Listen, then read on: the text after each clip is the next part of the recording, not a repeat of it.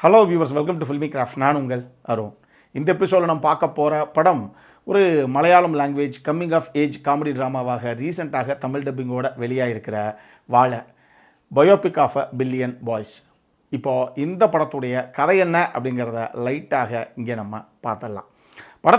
படத்துடைய ஆரம்பத்திலேயே ஒரு சின்ன பையனை காமிக்கிறாங்க. அப்போ தான் அப்பா அம்மா கொண்டு ஸ்கூலில் உட்கார வச்சுருக்காங்க. அந்த பையன் ஸ்கூலில் டீச்சரு எப்பா எம் அப்படிங்கிற ஒரு ஆல்ஃபபெட்டை வச்சு எப்படி ஒரு மரம் வரைகிறது அப்படிங்கிறத இன்னைக்கு கிளாஸில் நான் உங்களுக்கு காமிக்க போகிறேன், எல்லாம் கவனிங்க அப்படின்னு சொல்லி அந்த அம்மா எம்மை வச்சு ஒரு மரத்தை வரைஞ்சி காமிக்குது.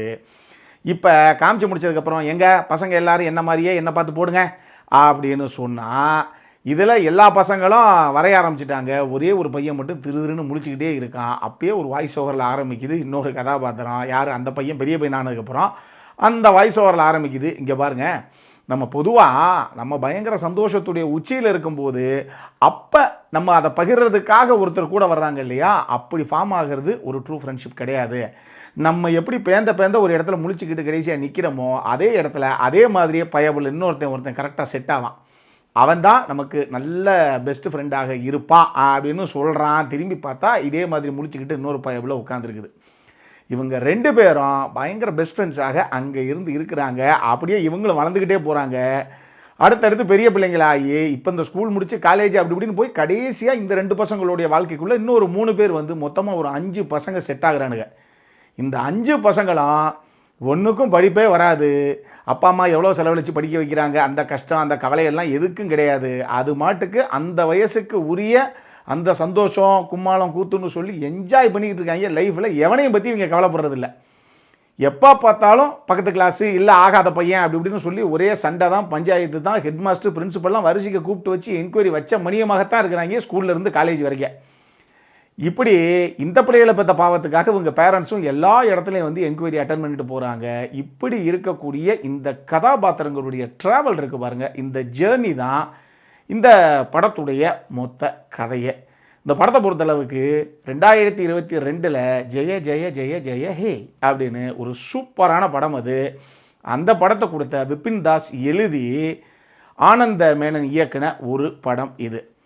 இந்த படத்தை பொறுத்தளவுக்கு இந்த கதையை ஆரம்பித்து அந்த முதல் ஒரு 1/2 மணி நேரம் இருக்குது பாருங்கள். அந்த 1/2 மணி நேரத்தை பார்க்கும்போதே எனக்கு தோணுன விஷயம் என்ன அப்படின்னா, sir actually it is not always necessary to present a different story. It is more than enough to present a story differently அப்படிங்கிற அந்த ஒரு ஃபீல் தான் எனக்கு வந்தது. அந்த 1/2 மணி நேரத்தில் ஏங்க ஒரு மேக்கிங்கிற ஆஸ்பெக்ட்லேயே எந்த அளவுக்கு அழகாக ப்ரெசென்ட் பண்ணியிருக்காங்கல்ல அப்படிங்கிற ஒரு ஃபீலை கொடுத்த படம் இது. அதுலேயும் குறிப்பாக ஒரு வாழை மரத்தை ஒருத்தர் திருடி கொண்டு வந்து ஒரு வீட்டில் வைக்கிறாரு அப்படின்னா அந்த மரத்துடைய லைஃப் சைக்கிளை இவங்க காட்டின விதமாகட்டும். 2 பசங்க முதல் தடவை மீட் பண்ணுறாங்க.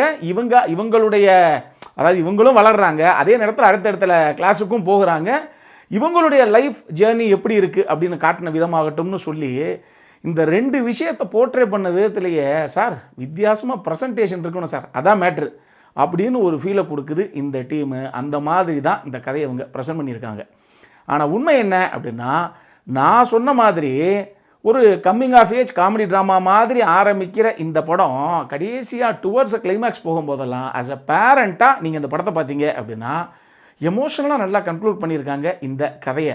கடைசி ஒரு 20 நிமிஷம் நீங்கள் ஒரு டீனேஜ் பையனோ இல்லை டீனேஜ் பொண்ணுடைய ஒரு பேரண்ட்டாக இருந்து இந்த படத்தை பார்க்குறீங்க அப்படின்னா நம்மள அறியாமல் பல இடங்களில் லைட்டாக கண் கலங்குது. அந்த அளவுக்கு ரொம்ப எமோஷனல் இம்பேக்ட் இருக்கக்கூடிய அளவுக்கு ஆடியன்ஸு கனெக்ட் கிடைக்கிற அளவுக்கு தான் இந்த கதையை அவங்க ப்ரெசென்ட் பண்ணியிருக்காங்க. ஆனால் எங்கே பிரச்சனை அப்படின்னா, ஒரு பக்கம் சுவாரஸ்யமாக முதல்ல ஒரு 1/2 மணி நேரம் 40 நிமிஷத்தை ஆரம்பிச்சிட்டாங்க. பின்னாடி கடைசி ஒரு 25 நிமிஷம் 30 நிமிஷத்தை சுவாரஸ்யமாக முடிச்சிட்டாங்க. இன்பிட்வீனில் விக்ஸு மாதிரி சுற்றி ஒரே விஷயத்தையே திருப்பி பேசிட்டாங்களோ அப்படிங்கிற ஒரு ஃபீல் தான் எனக்கு. ஒரு தடவை இந்த பசங்க ஒரு கலாட்டா பண்ணுறாங்க, ஒரு பிரச்சனையில் மாட்டிக்கிட்டாங்க, என்கொயரி கூப்பிட்டு விட்டாங்க, இவங்களும் பேரண்ட்ஸை கூப்பிட்டு விட்டாங்க. இந்த பிள்ளைங்களை பெற்ற பாவத்துக்கு 5 பேரண்ட்ஸ் அங்கே நின்னாச்சு அப்படிங்கிற மாதிரி இந்த கதைக்களம் ஒரு பக்கம் ஆரம்பிக்குது இல்லையா. ஆனால் இது முதல் தடவை நடக்கும்போது இப்படி ஆகி போச்சோ அப்படிங்கிற மாதிரி இருக்குது.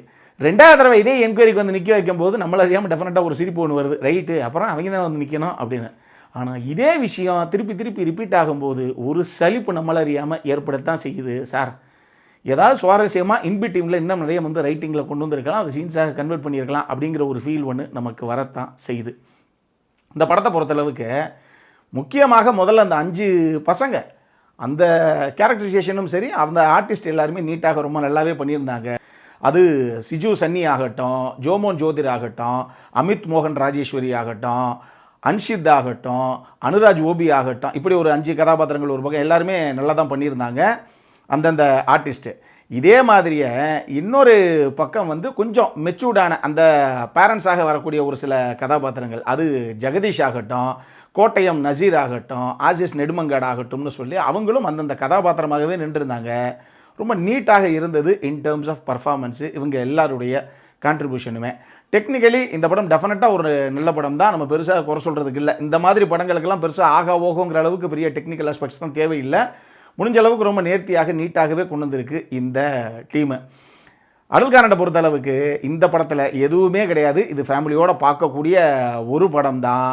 நான் சொன்ன மாதிரி ரொம்ப சுவாரஸ்யமாக ஆரம்பிக்கும், ரொம்ப எமோஷனலாக இந்த கதையை இவங்க முடிச்சிருப்பாங்க. ஆனால் இன்பிட்வீன் ஒரு 30 to 40 minutes டெஃபினட்டாக கொஞ்சம் உங்கள் பொறுமையை சோதிக்கிற மாதிரி ஒரே இடத்துல சுற்றி சுற்றி தான் வரும். இதை மட்டும் மைண்டில் வச்சுக்கோங்க.